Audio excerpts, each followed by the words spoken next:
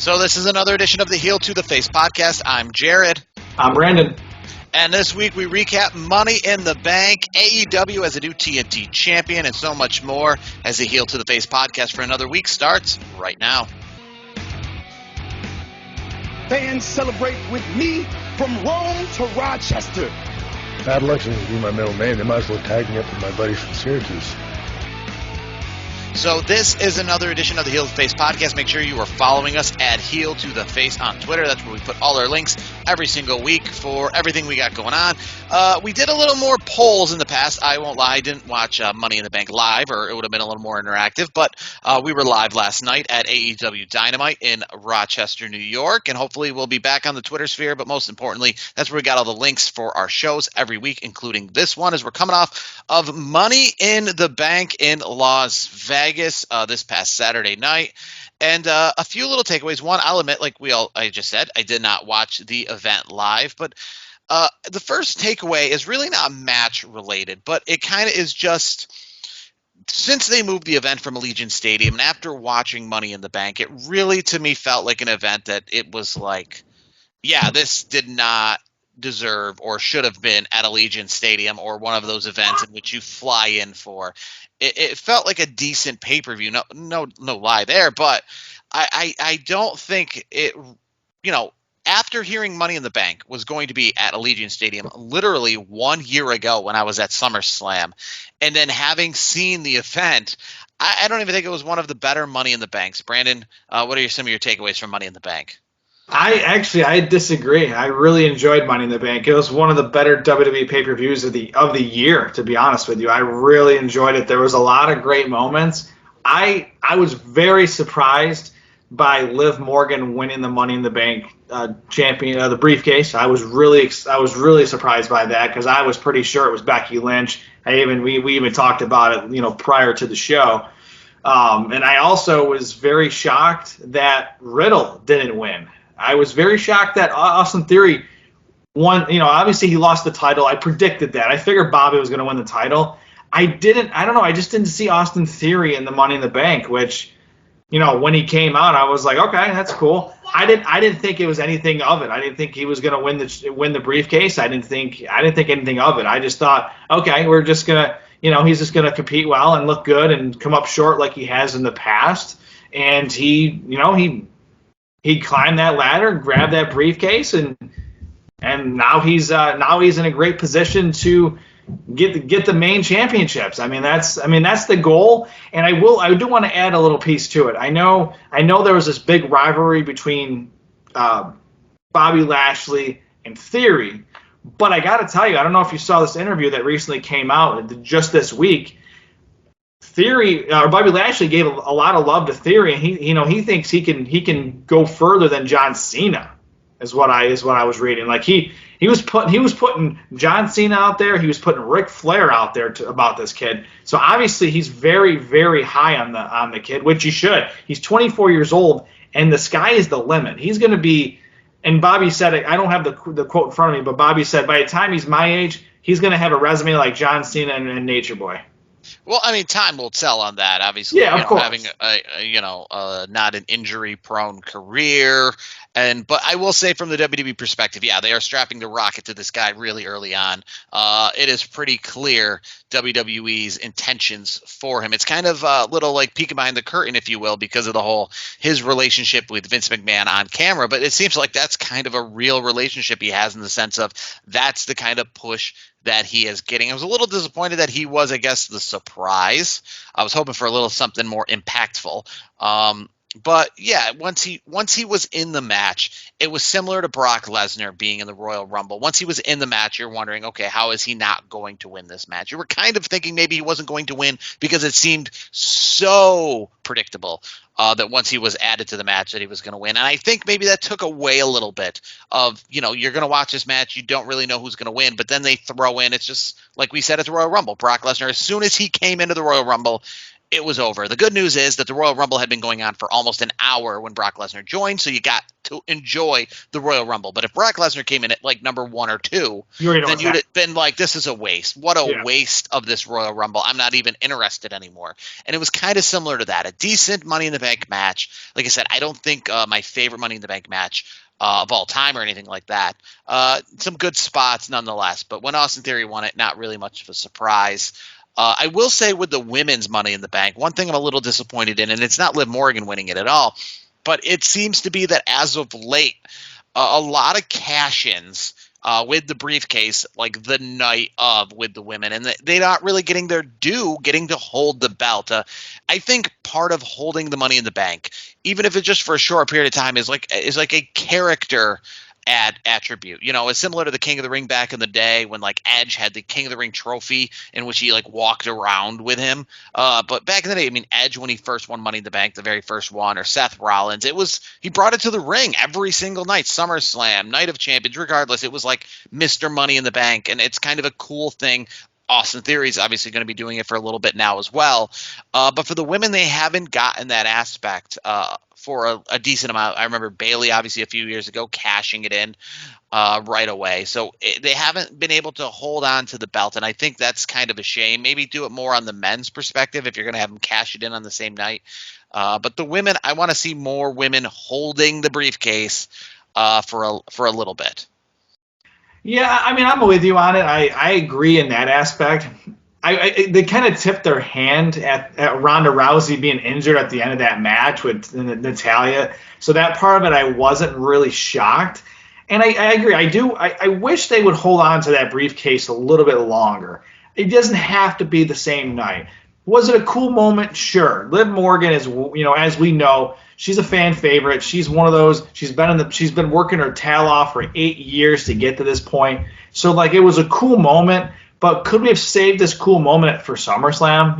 Maybe something along those lines. It doesn't have to go all the way out to the new year. You could make it for SummerSlam and people wouldn't be that upset about it. But I think what's going on here is Charlotte Flair's coming back. That's what it is. Charlotte Flair's on her way back. And I think, unfortunately, fans are not going to like what I'm about to say here, but Liv Morgan's reign as champion is going to be a very short reign because I feel like Charlotte Flair is going to be back in the mix sooner rather than later. And you know what happens when Charlotte Flair is in the mix. Charlotte Flair takes the title back. That's just how it is. Yeah, and, they were talking about how Liv Morgan was the first women's champion, not a part of that, 4 horsewomen, I guess you would say, with like Sasha Banks and stuff. Since Natalya won the belt, I forgot she even had the belt, and I'm over here thinking that she should definitely have it more. Forgot that she even had it, but she had it in 2017, and that's the last time that somebody that wasn't named Sasha Banks, Becky Lynch, or somebody like that, or the championship changed hands. I obviously know Bianca Belair has the championship as well, but it was like a championship that didn't involve one of those, meaning Ronda gave it to Liv Morgan. It was the first time that Charlotte didn't give it to Bianca, or Bianca take it from Charlotte, or vice versa, or whatever, in a long time. And like you said, Charlotte's probably going to come back and take it and kind of screw up that idea of them using the different women for a change. I wasn't a fan of the Ronda Rousey Natalya match. I thought the storyline was pretty good. Really? You weren't. Wait. I gotta stop you there because I was just about to add, because I knew you were talking about Natalya. I thought this was Ronda Rousey's best match to date. So? I mean, it really. I think in Ronda Rousey terms, you might not be wrong there. I haven't been a huge fan of a lot of. I don't think few of her matches have been that great. But I will say maybe it's just how it ended. Maybe the Natalya Ronda Rousey match wasn't as bad as I'm making it out to be. But it was more or less the cash in for Liv Morgan, maybe. So wait, you didn't like the sharpshooter with the HBK flags? No. I mean, that was cool. Yes, okay, that was a pretty cool moment. But I guess I may be saying for post match when Ronda got it cashed in by Liv Morgan, and Ronda, when she lost that, it was the most I'm looking for the right words here, but it just was not anything powerful. Like, it seems like it was like the Owen Hart or the Stone Cold Steve Austin rolling up Owen Hart in '97 with a broken neck. Like it seemed like, I don't mean to talk bad about Liv Morgan here. You know what I mean? But I feel like if she really beat Ronda Rousey and this was like a real big accomplishment, it seemed a little more powerful, and it seemed like the most lazy kind of roll up, like, just one of those, Ronda Rousey could have kicked out. Like it. Oh, I know.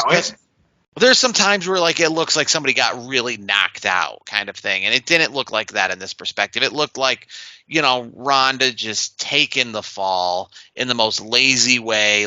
And Ronda's, I guess, goes out as being the toughest competitor in here. She's UFC, she's MMA, she's tough. You're gonna really have to beat her, and it looks like I said, it looked like Stone Cold with a broken neck rolling up Owen Hart, and Owen Hart being like, I'm taking this pinfall, but clearly you can see that I'm a perfect capability to kick out of this at a 1 count. So that's, I guess, my issue there with Liv Morgan cashing in. Fine with her winning, but I just wish it was a little more, Ronda, out for the count, not just get pinned and then 2 seconds later is picked up and shaking her hand kind of thing. I'll agree with you on that. I will say this. I'm not surprised that Ronda and Natalya was a great match, because Ronda and Natalya have a storied friendship that goes outside of the WWE squared circle. So they put this match together very well, and Natalya looked really good in the match. I thought it was Natalya's best performance in a while, in my opinion.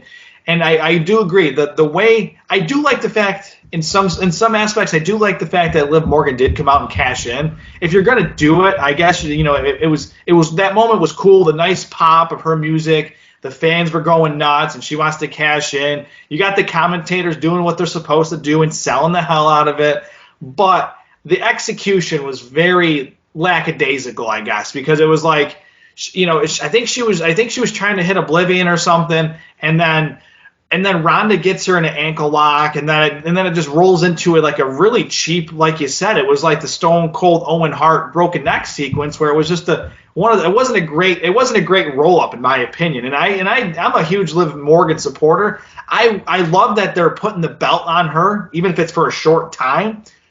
But the way that she got put over by Ronda, even though it was, yes, she was put over by Ronda, that's a big accomplishment. But how she was put over, it was not. I don't think it was a good thing. I thought they could have drawn it out more, maybe had a little bit of a better match, so to speak. It just, the way the finish itself played out, it was lackadaisical. I will give you that. I'll say for the overall Money in the Bank, and we've talked about this before, but if you want this to be a bigger deal, I don't exactly understand why. Like SmackDown was in Phoenix on Friday night. Then you have Money in the Bank on Saturday, which we talk about in the fall that, a lot of pay-per-views are going to be on Saturday. SummerSlam this year is going to be on Saturday. But this was actually one of those instances where it really could have been on Sunday. Because I feel like being Saturday, being, the American holiday weekend, Sunday would have been perfectly fine for the event to be on. It seemed kind of weird to be on a Saturday night in the summertime, I guess, because of the fact that you don't have that Monday Night Raw book up against it. And again, Monday Night Raw then in San Diego, I felt like, if you really want to make this, I don't understand why they only have been doing this for WrestleMania. It's weird because they were doing it many years ago for like SummerSlams and Survivor Series when they weren't vacation destination pay-per-views, but now that they're making these more vacation destination pay-per-views, they're not cashing in on that aspect, if you will. They're not cashing in on, the fact that, like SummerSlam is in Nashville, like the Raw the night after or SmackDown right before is not in Nashville, which is just completely strange to me.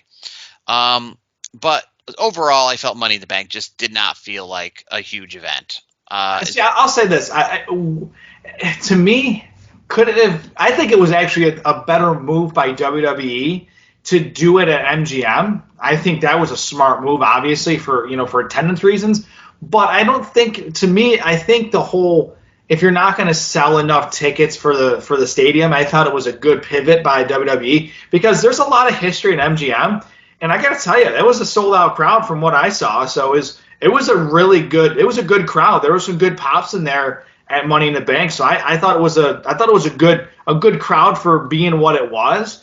I really enjoyed the pay-per-view from start to finish. It was, to me, it was a good show, and And I'm curious to see what is going to happen next for SummerSlam, because I noticed something in the commentary. I think it was one of the, I don't know, what do you want to call her? Call a sideline reporter. I think it was Kayla Braxton, one of the backstage reporters. She was kind of stirring up the pot a little bit about the Street Profits having a little bit of a rift. I don't know if you caught that or not, but is WWE trying to break up the Street Profits? I mean, if they are, is that a good move, or do you think they need to keep them together? No, especially after the Uso Street Profits match, which is probably the match of the weekend.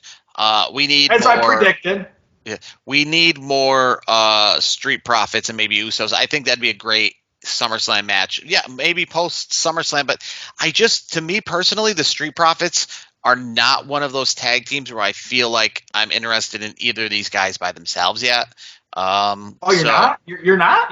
I mean, I'll say this. I like Montez Ford better than Angelo Dawkins. I just think, I don't know about you, and I don't know if you've seen it on social media, but Montez Ford, he's bulked up. Like, he looks bigger.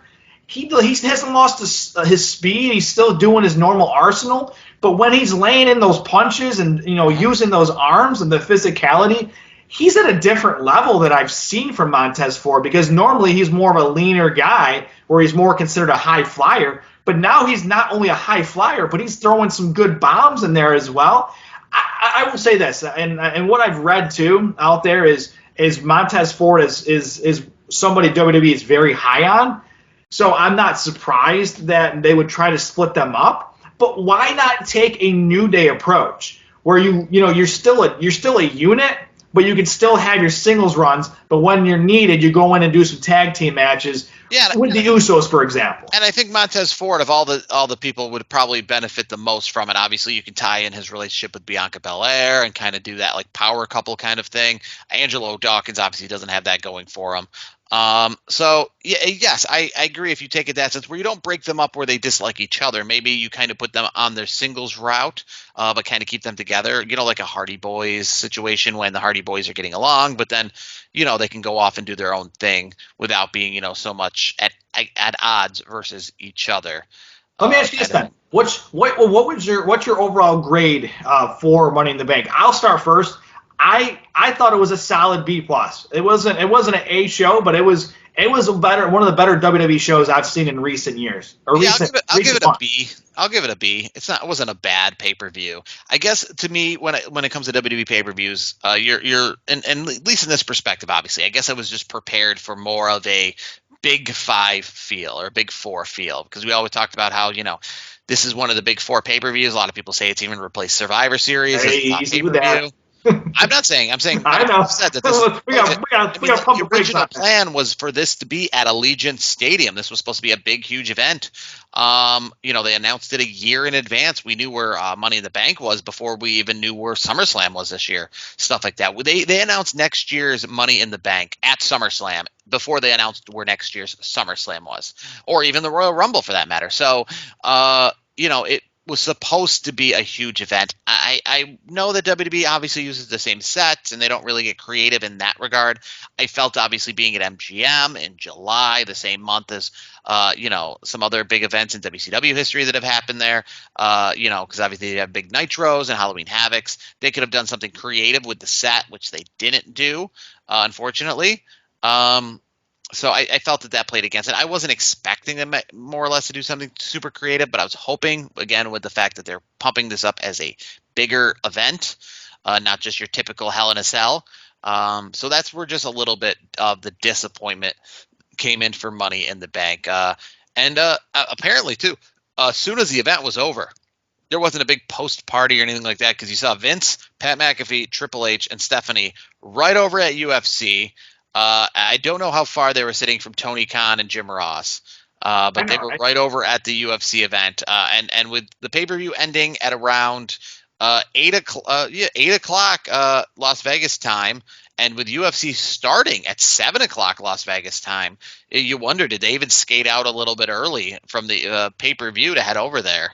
Well, we know Pat didn't. We know Pat didn't because he was on the broadcast. I will tell you this though, Pat McAfee And actually, I'm going to get to more details that. Good for him for staying in character with that neck brace at the UFC. I was just going to say that when I was watching UFC, this past weekend, they show the shot of Vince, Steph, Triple H, and then you got McAfee with the brace on. He is so WWE. He's so old school. Like, we know you didn't get your ass kicked that bad, but you're still looking like you got your ass kicked real bad. So that was a great sell job. And I do want to give Pat McAfee some love. I give him enough love as it is. He's one of my favorite personalities in all of entertainment these days. He's signed a long-term contract extension that was announced earlier today. So WWE and Pat McAfee are going to be one unit for the foreseeable future. So I'm very excited to see that for a while. And it's also he's going to be commentator and part-time wrestler as we see it's coming up soon. So I'm excited about that. But I do want to get to one piece of that UFC information. I'm sure you saw it. The Undertaker entrance by Izzy. How awesome was that? I did. And you know what's kind of funny? Tony Khan obviously had that whole big thing where he was so overjoyed to tell Dana White, the relocation for Money in the Bank, as if it's like, as if Dana White is not a fan of Vince McMahon or dislikes Vince McMahon, as if they're like in cahoots together to dislike the WWE. But it's just kind of funny because, as you can tell, the WWE personalities obviously were there, including Vince McMahon, and then that entrance was Undertaker / WWE inspired. So, Tony Khan can have dinner with Dana White and they can be friends. But I think it's kind of silly for Tony Khan to be over there kind of like breaking the news that WWE had to do something that was, I guess, not a black eye, but just, a step back for WWE, took them off their pedestal, if you will. And he took joy in the fact that they had to, move their venue because of low ticket sales. When at the end of the day, Dana White, is probably sitting there looking at Tony Khan and being like, you forget. We can kind of giggle about it, but at the end of the day, I'm not a Vince McMahon hater. And we're all here, a lot of us here because of WWE. Speaking of kind of maybe giggling a little bit, I know he was happy because Pat McAfee said that he was happy. Vince McMahon was very, very, very happy about Undertaker's entrance being used by Izzy Adesanya. He's a huge WWE fan, he said, and he wanted to use the Undertaker's theme. So, and the best part was Tony Khan and Jim Ross were in attendance for this. So it was like, not only was this one of the biggest pay-per-views in a long time for UFC, which has a big mainstream appeal, but their main guy, the main name on the marquee, so to speak, is Israel Adesanya, and he comes out looking like he's doing this whole Undertaker thing. That's, to me, you had Money in the Bank, and then shortly after, as a fan, I watched Money in the Bank, and then I flipped over to UFC. It was a great night for WWE because you got to see a good pay-per-view, and you got to see UFC having a little Undertaker moment there. That was awesome. I got to get your thoughts on that. And I also, before you get to that, Israel Adesanya to WWE, that's what he wants to do someday. Are you good with it? Yeah, why not? I mean, I'm not against more of these real, the track and field people coming in.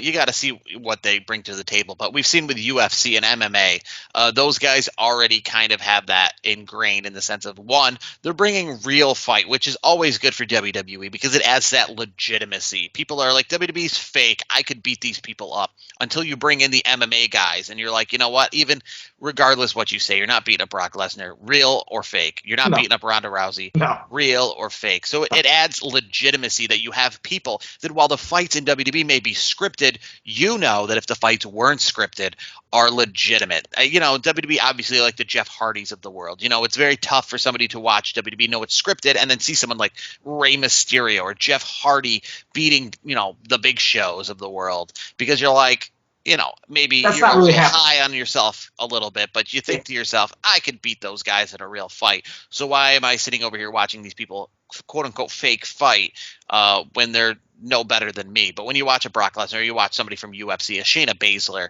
when you watch these people come in, that, this may be a scripted fight, but the good news is if a real fight broke out, you're not going to kick their ass. So it adds to that element. It adds to that, when you watch somebody from the NBA, you want to know when you see this guy's making $90 million that he's doing something that you can't do. And at the end of the day, WWE superstars are doing things that the regular person can't do.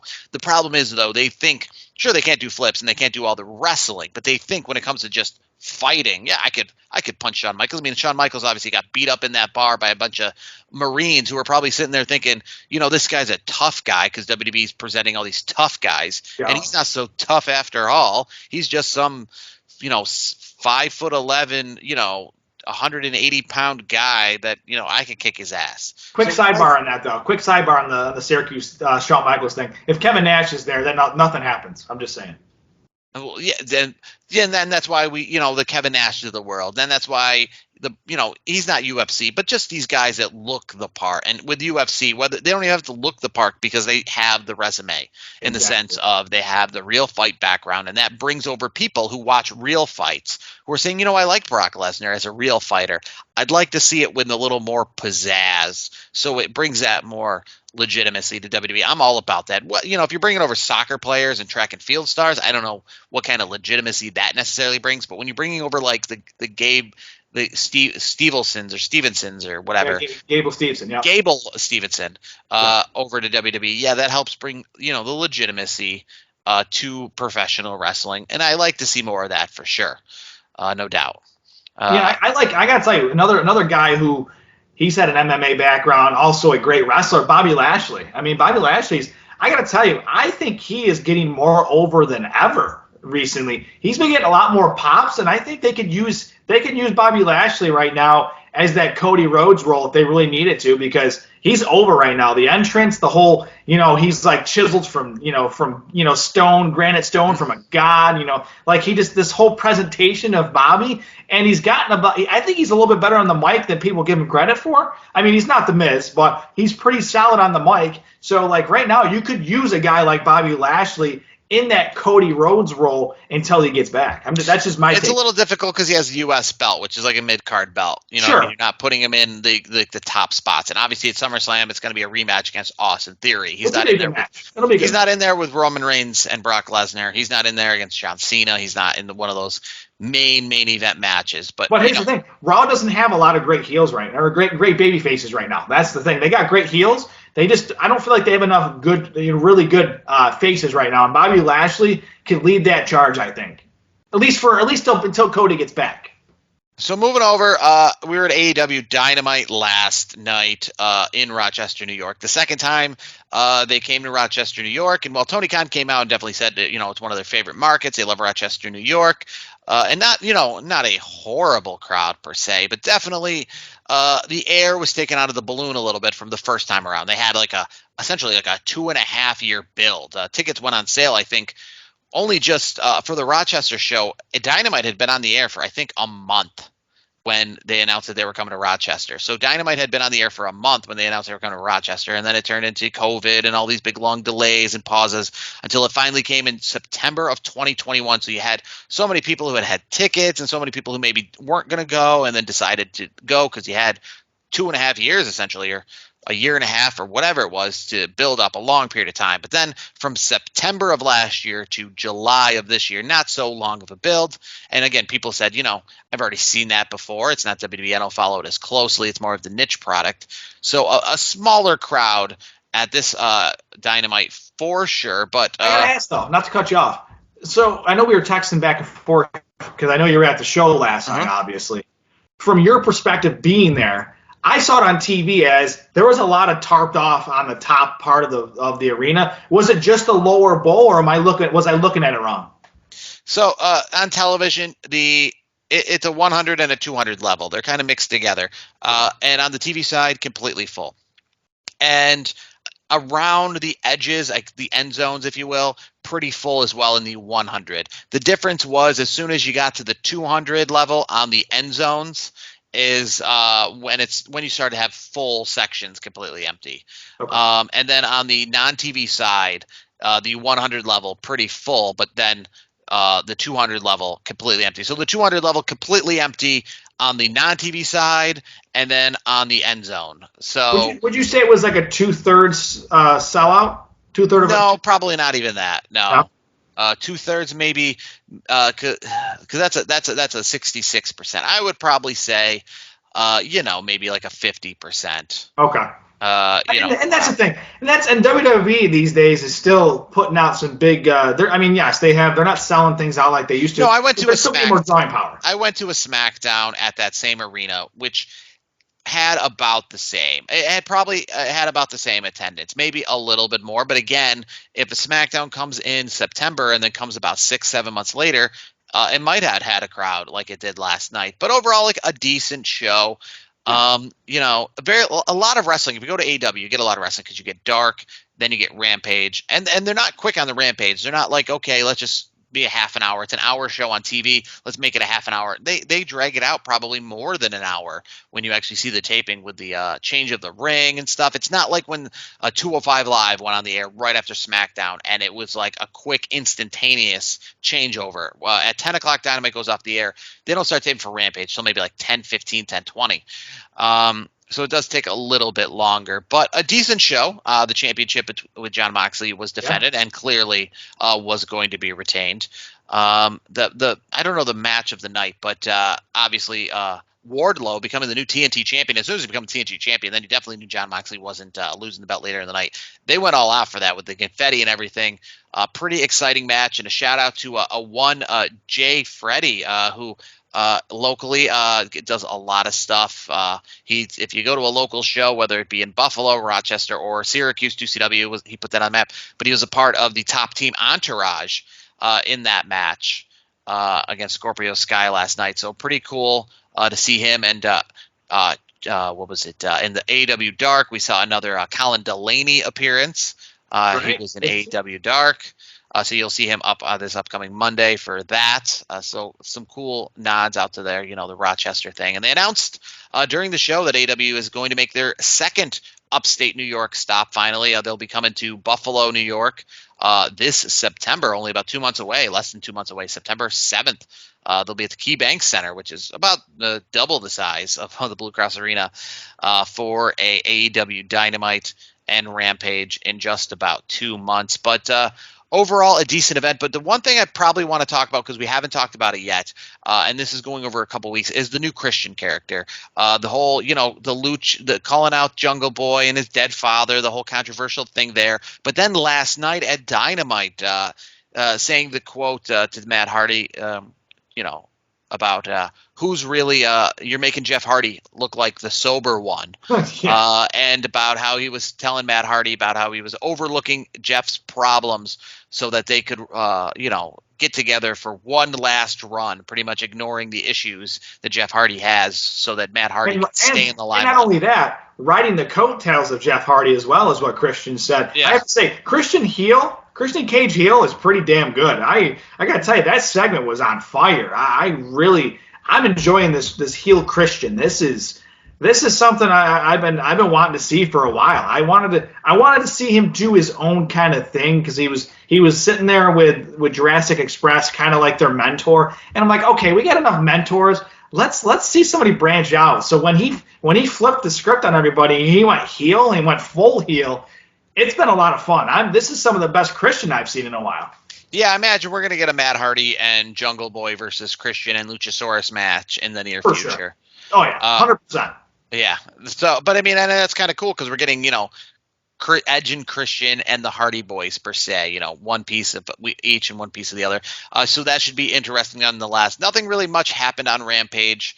The main event was Tony Nese and Orange Cassidy, and as expected, Orange Cassidy gets the win. Spoiler alert for those. I guess Rampage is one of those weird things because it's their secondary show, but it doesn't feel like Raw and SmackDown in the WWE perspective. It feels like Heat. Dude, as you were saying it, I was thinking it's like a Sunday Night Heat. Yeah, I mean, because it still has the main guys. Sunday Night Heat, at least in its infancy, was a real good second show for WWE. It came before SmackDown even, and it still had, Mick Foley was on it, The Rock was on it, a lot of these people were on it, but it didn't feel like Monday Night Raw. And that's kind of what Rampage is. So to be honest with you, it's kind of weird when they do Rampage like live by itself.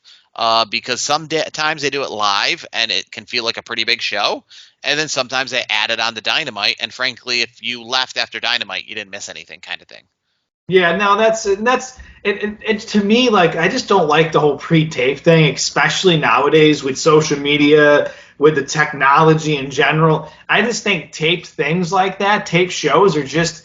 I don't think it's a good idea. I think Tony Khan should maybe relook at that model because I don't think it's going to be very effective going forward. It's not a long term. I don't think it's going to be a good long term thing for AEW. I think they need to be live, twice a week like WWE. If they're really trying to quote unquote compete with WWE, why not do 2 live shows a week from 2 different venues?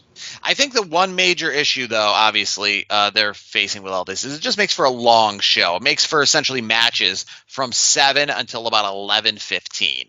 And that makes for a long show. Now, it's great, because 2 hours seems a little short if you're going to see it like live in person, let's just say, because there is a lot of talking, for example, like on a SmackDown. So with SmackDown right now, just being essentially a dark match and then SmackDown, it seems a little short. So I think, having the AEW dark matches, then Dynamite, and then being done, I think that's the perfect length right there. So adding Rampage to it makes it a little difficult. I will add this though. Rampage does add bang for the buck for the folks that are at the venue for Dynamite, because it's another legitimate show, like the Orange Cassidy's of the world. We got to see them on Rampage when we wouldn't have seen them. They're a little bit higher than the dark. But here's the thing: if you want to have a show that's essentially 3 hours, because obviously that's how they're kind of running things, is they're doing it back to back like it's one big show. Then why aren't you trying to do the 3-hour model then? Yeah, well, don't encourage them. I'm just saying. We don't need 3-hour Dynamite, and then obviously if you're going to have a live Rampage, and that's the thing too, if you're going to have a live Rampage outside of the CM Punk coming out, having, it'd be a weekly thing, it would need to be a 2-hour show, because not a lot of people are going to want to pay for a ticket to go see a 1-hour show, and like 1 hour of dark matches, then 1 hour of television. Yeah, and you're going to have to have rework that deal. Yeah, they definitely Rampage, if they're gonna go like do it live and everything, it has to be 2 hours. I completely agree. How about this? And this would be kind of different, out of the ordinary a little bit, and that would be great because we haven't had this. How about Rampage be less chat? I guess what you say. Less. You can do a lot of the in-ring talking, the segments like we saw with Christian on Dynamite, and then Rampage be 90 minutes, but like mostly match filled.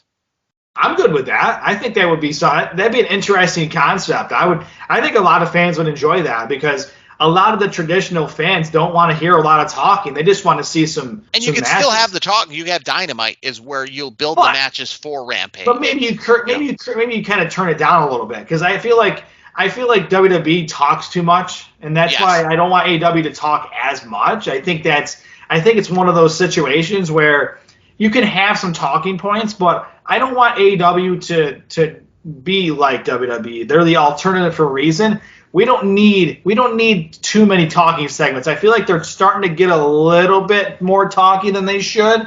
So I'm hoping they kind of scale back a little. WWE, their main issue, and we talked about this, and I talked with somebody who only wrestling they've ever watched was last night's Dynamite and a SmackDown from about a month ago, seeing him live in person. And they said, obviously to the naked eye, it's very comparable when it comes to the pyro, when it comes to the set, when it comes to production. They didn't feel like one was bigger than the other. But the one thing that was better about Dynamite, and it's not so much just more matches, it's the idea that, and you saw this when we went to Monday Night Raw together in person, is the entrances, then commercial, the match, but then the entrances for the next match, then commercial. Just tons and tons of commercials. AEW Dynamite seems to do it right, at least, where they come to the ring and then they wrestle, and then the commercials are completely between matches. WWE, as of late, is loving to do this thing, even on pay-per-view events, where they'll have, Sasha Banks come to the ring. Or, not so much in the future now, she's off the internal roster. But, they'll have her come to the ring and then go black. And then we wait for 5 minutes. And then their next opponent come to the ring and then maybe go black again because we're airing a backstage segment. Then come back and finally have the match. Somebody did the timing about a month ago between one entrance and the start of a match was like 15 minutes on television. With I think Natalia's music hit. And then by the time the bell actually rang for her match, it was like 15 minutes. And that's too much. That's crazy. And that takes the fans right out of it. I understand it's not a pay-per-view event, but you can't do stuff like that. that's probably first and foremost. WWE needs to stop that as soon as possible because they're killing the live event. Going live is great, but they're killing the live event because they're literally doing that way too much. And it's one thing to do it once or twice, but to do it almost as we went to Monday Night Raw, like every single segment was somebody's entrance, and then we cut the break. And nothing was ever pieced fully together. Cody Rhodes comes out, and we go to break, And then his music comes back on, just because coming back to TV. And to me, you're right. The overall production's a little tacky. Yes.